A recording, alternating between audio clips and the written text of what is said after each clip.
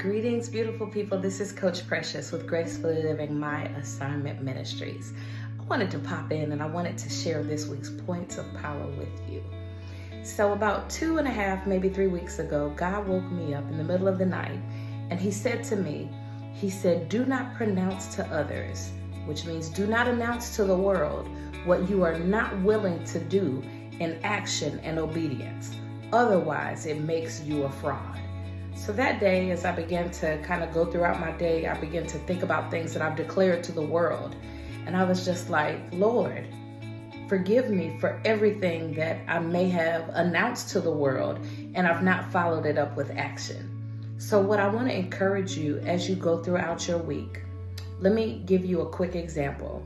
So what are the things that I'm responsible for with Gracefully Living My Assignment Ministry?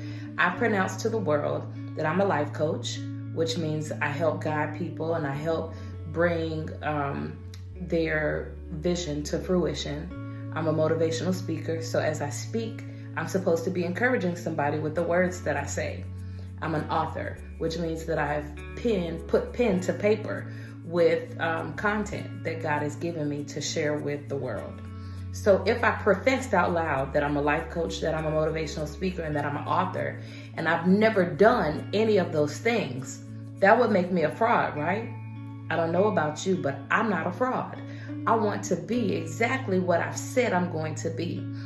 So what I want to clear up before I continue, some of you may be listening and you may be saying, so are you saying I'm not supposed to have faith language? And when I say faith language, that means that, the Bible says that we are to call those things that are not as though they were.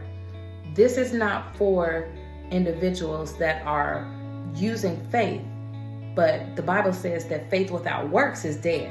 So if you are using your faith language and you are using your action and obedience, this doesn't apply to you.